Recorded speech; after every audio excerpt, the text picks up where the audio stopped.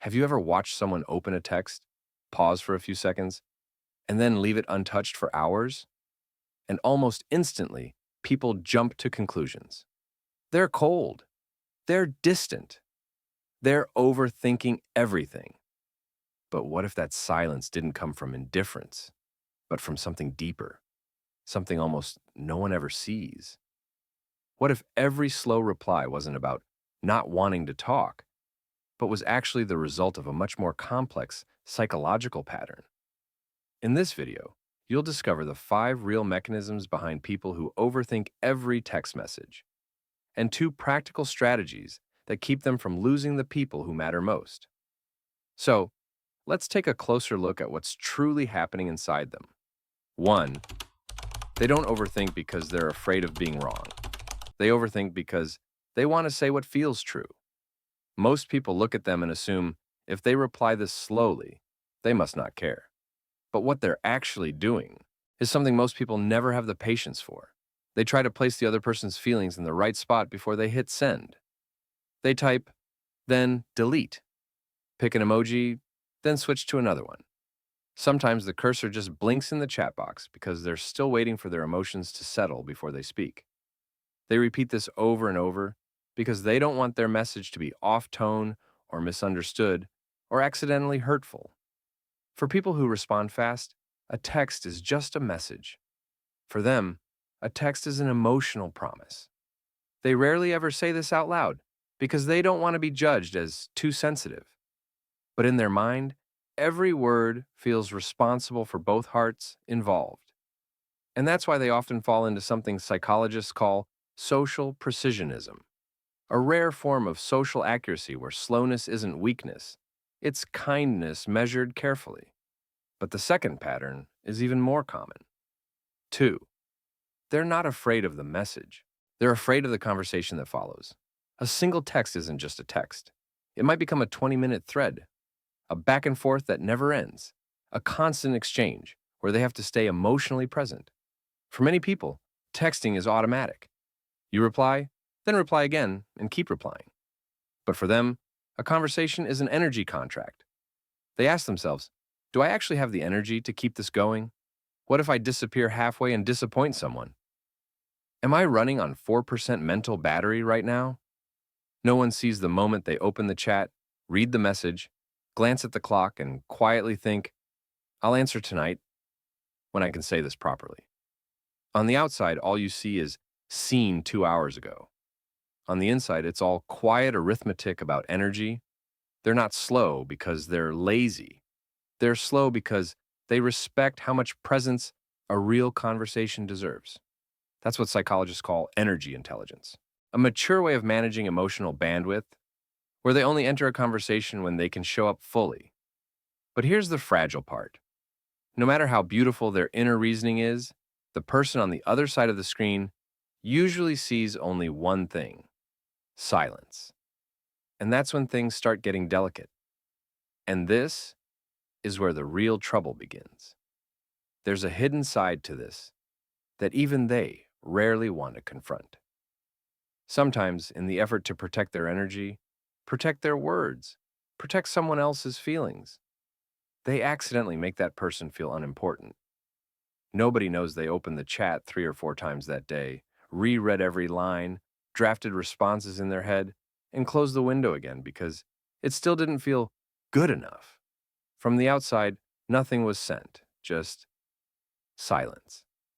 And so, on one side, you have someone trying hard not to hurt anyone. On the other side, you have someone slowly believing they're being pushed away. That's the quiet heartbreak of people who overthink every message. They stay silent to protect the relationship. But sometimes that silence is the very thing that cracks it. In a moment, we'll talk about the darker side of this and how to avoid repeating the same mistake. But first, there are 3 more pieces of this puzzle you need to see clearly. 3, they don't disappear. They're simply recharging their psychological battery. Some people can text back instantly, no matter what state they're in. But for them, the brain treats replying as a real form of social interaction. And interaction requires energy. Energy that needs to be restored first. When their mind is running on 5%, they know their response will sound blunt, forced, or hollow. And to them, that feels worse than taking a moment of silence. While many people operate on a quick ding and reply rhythm, they stand at the doorway of the conversation and ask themselves, do I actually have enough to walk into this right now? No one sees the moment they type 2 words, feel their mind tighten, delete everything, and admit, today, I don't have enough in me to answer with care. So they pause, not to avoid the conversation, but to return later with a warmer, more honest version of themselves. That is what psychologists often describe as self-preservation awareness, the instinct to protect their mental well-being before giving more of it away. 4. They're not slow because they don't care. They're slow because they're afraid of striking the wrong emotional note. A short message carries more emotional risk than people realize. If they reply too fast, will it seem cold? If they say too much, will it feel overwhelming? Is this emoji too warm? Is the other one too distant? They don't think a lot to make things dramatic. They think a lot to avoid hurting anyone. While others text on instinct, they send messages the way someone places stones on water, carefully, gently, so the ripples don't go in the wrong direction. They pause because they want to get it right. They slow down because they want to keep things safe. They rarely admit it, but some of them have spent 10 whole minutes just choosing a greeting, because one wrong tone can shift the entire emotional atmosphere. That's what psychologists call emotional conscientiousness, a form of kindness so intentional that it takes the emotional safety of the other person as seriously as their own. And there's something else many people never notice. Sometimes the problem isn't what the message says, it's when it arrives. And that leads us to the 5th reason. 5. A single notification can pull them out of an entire inner world. Most people don't realize this, but when they're in deep focus, their brain feels like it's sitting in a quiet room, a room full of thought, reflection, and inner echoes. A notification breaks that door open, from inside to outside, from quiet to social, from thinking to responding. It's a major mental shift. Many of them will look at the notification, let the screen glow for a few seconds, set the phone back down, and quietly promise themselves, I'll answer when I finish this, and I can do it properly. Some people can think and text at the same time. They can't. They need to finish one mental path before they step into another conversational one. For them, mental interruption hurts far more than time interruption. They're not slow because they don't care. They're slow because they're returning from far away inside themselves. That's what psychologists refer to as cognitive depth, a mind that thinks deeply, feels deeply, and needs a few extra beats to move from its inner world back into the outer one without losing itself on the way. So the next time you see someone read a message and leave it sitting there for a while, don't assume they're cold or distant. Plenty of deeply thoughtful people operate the exact same way. People like Emma Watson, the BAFTA-winning actress, Keanu Reeves, one of Hollywood's most beloved icons, and Bill Gates, the world-famous tech leader and philanthropist. They also need a moment to let their emotions settle, to choose words that won't hurt anyone, and to respond with intention instead of reflex. And if you recognize yourself in any of this, there's nothing strange about you. It simply means you belong to the group with a strong inner world, the ones who think before they speak, the ones who treat communication as a genuine form of presence. Not everyone can read emotion deeply, respect the rhythm of a conversation, or stay sincere in every reply. That's not a flaw. It's a rare and sensitive identity, one many people wish they had. If you've ever stayed silent because you were afraid your reply wouldn't be good enough, this part is for you. For the person who tries so hard to protect the relationship, but sometimes ends up hurting it without meaning to. There's a difficult truth we have to say out loud. Prolonged silence, even when it comes from sensitivity, can still make the people who care about you most feel abandoned. If you keep delaying your replies indefinitely, without letting anyone know where you are or when you'll be back, you will eventually lose connections you never intended to lose. And the worst part is realizing it only after it's already too late. I've been there myself. I once left a close friend waiting for weeks because I didn't know how to respond. By the time I finally reached out, our rhythm was already off. That feeling stayed with me for a long time. I'm not sharing this to make you feel guilty. I'm sharing it so you don't fall into the same hole I did.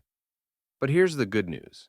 The same brain that slows down your replies can also be guided with a few simple habits. You don't have to choose between protecting your energy and keeping the people who matter.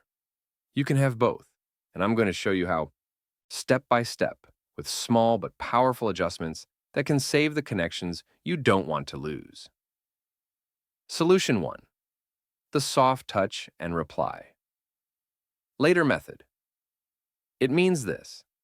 You send a small, gentle signal that says, I saw your message, and then you offer a clear time when your mind, emotions, and energy will be ready to respond properly. Here's something most people never say out loud. Your silence doesn't hurt others as much as the uncertainty does. When someone doesn't know if you're busy, overwhelmed, or quietly pulling away, their mind fills in the blanks with the worst possible story. That's exactly why this method exists, to ease that anxiety without draining you. No long explanation, no pretending to be available 24/7, just one simple line that keeps the connection intact without forcing you to push past your limits. I saw your message. I'll respond more fully around 9 tonight. Let me think about this. I'll reply in an hour or so. I'm tied up right now, but let's talk properly this evening. One moment of reassurance, paired with one specific time you'll reply. That's enough. Psychologists call this the clarity reassurance effect.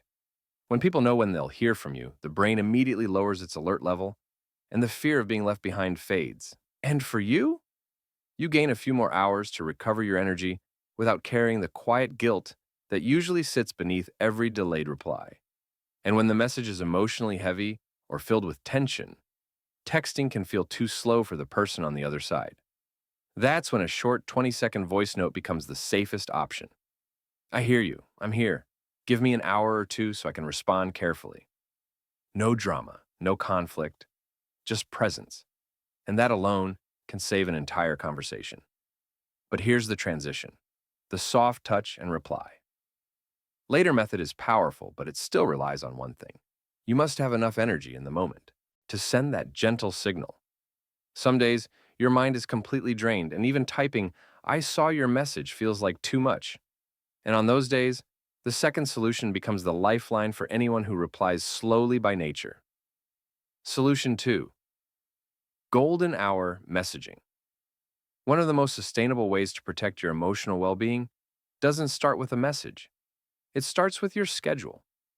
Most people don't realize this, but the stress of slow responders doesn't come from the messages themselves. It comes from the feeling that you might have to reply at any moment. Golden hour. Messaging breaks that cycle. You choose 1 or 2 specific hours each day, usually in the evening when you can be fully present, and that becomes your reply window. Then, you let people know gently, I usually reply to messages at night, between 9 and 11. During the day, I need more space to focus. Thanks for understanding. Not distant, not cold. Just honest about how your brain works. Honest about. Psychologists call this boundary-based regulation. When your limits are clear, your mind releases up to 80% of the pressure to react instantly. You stop hovering over your phone. You stop replying when your battery's empty. And you stop apologizing for being slow. The best part? People who truly care about you will adjust right away. People who don't respect those boundaries were never meant to be in your inner circle. And where does this lead? Your replies become deeper, warmer, more sincere, because you send them when you're ready, not when you feel obligated. Let me leave you with this. Even if you reply slowly, even if you need time to sort through your feelings before you say something kind, that doesn't make you a bad person. It simply means you care enough not to hurt anyone with your words. Not every conversation needs a fast response, but every meaningful response deserves to come from a mind that's truly ready. So remember the 2 tools that matter most: The soft touch and reply later method, which keeps your connections alive without draining you. And golden hour messaging, which gives you a clear rhythm instead of the pressure to answer immediately. And here's something many people never realize. Last week, I used that exact line. I'll reply more clearly tonight. And my friend wrote back, "Thanks for letting me know. I can wait." For the first time in a long time, it felt like someone finally understood the pace I move at inside my own mind. So if you're someone who needs a few extra beats to respond with honesty and care, and you're proud of that, drop one word in the comments. Slow but true. And if you want to go even deeper into the small behaviors that shape our inner world, watch the video about why some people rehearse their responses before they ever speak, or the one about why short conversations can leave certain personalities exhausted. Both will open another door into the psychology of quieter minds. Thank you for spending this time with me today. You're not overthinking, you're simply thinking deeper than most people ever will. And the world genuinely needs more people like you. I'll see you in the next video.